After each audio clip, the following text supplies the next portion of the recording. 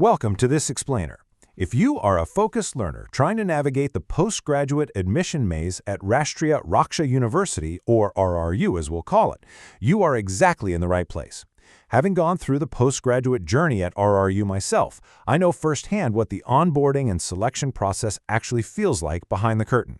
Today, we're diving deep into two very specific programs, the Master of Science in Forensic Science and the Master of Arts in International Relations. Now, right off the bat, pairing these two distinct degrees in a single guide might seem absolutely absurd. I mean, what does analyzing crime scene evidence actually have to do with global security policy? Literally nothing. But stick with me, because unpacking why these two sit side by side is the absolute key to unlocking how RRU admissions actually work. We're going to cut straight through the marketing fiction you see online to give you the precise, structural reality of these admissions. Okay, we've got a ton of ground to cover, so here's our agenda. First, we'll look at the RCT gateway. Second, a deep dive into forensic science. Third, a structural breakdown of international relations. Fourth, we'll uncover the actual truth about selection. And finally, we'll zoom out to look at the competitive landscape. Let's get into it. Section 1. The RCET Gateway.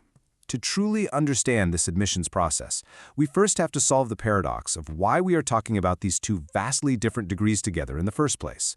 You see, MSc Forensic Science is a highly rigorous, hands-on laboratory science degree. We're talking running chemical assays, analyzing ballistics, performing DNA extractions, the whole shebang.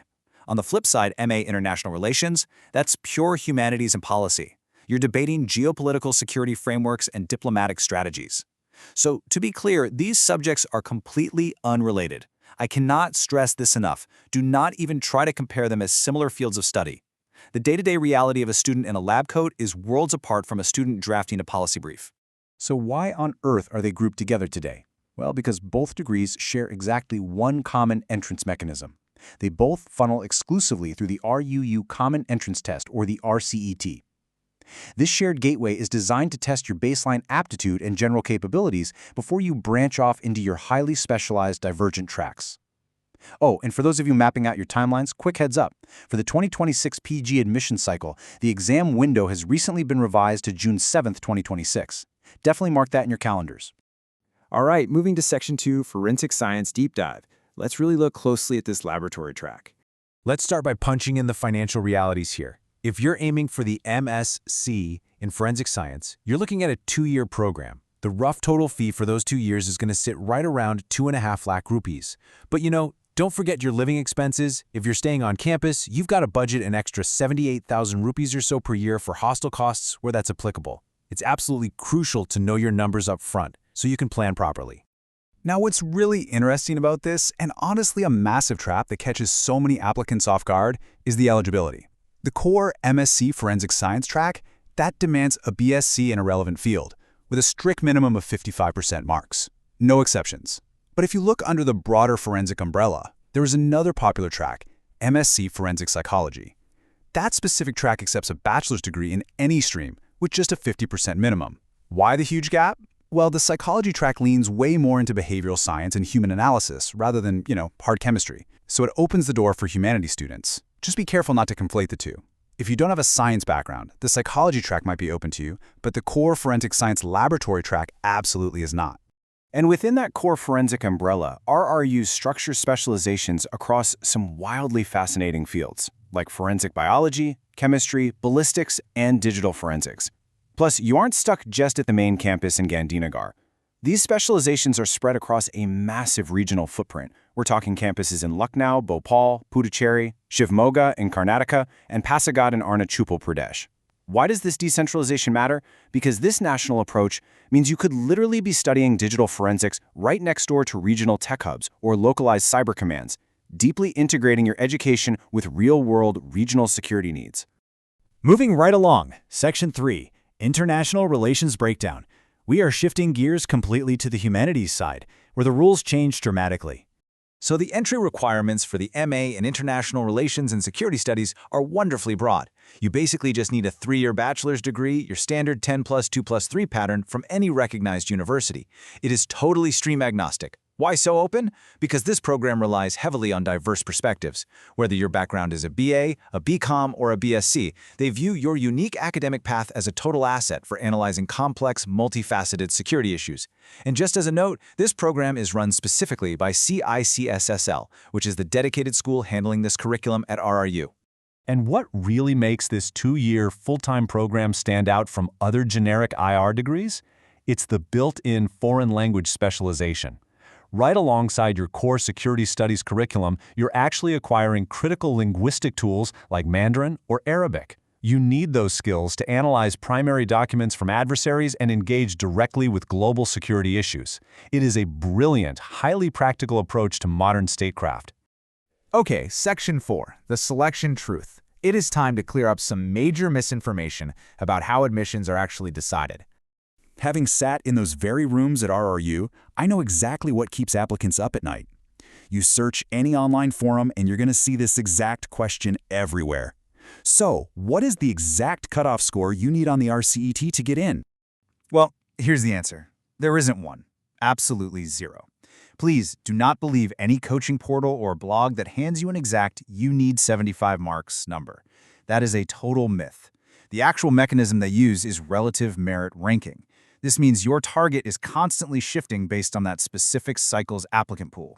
If the exam is brutally hard this year, a score of 55 might land you the top seat. If it's remarkably easy, an 80 might not even cut it.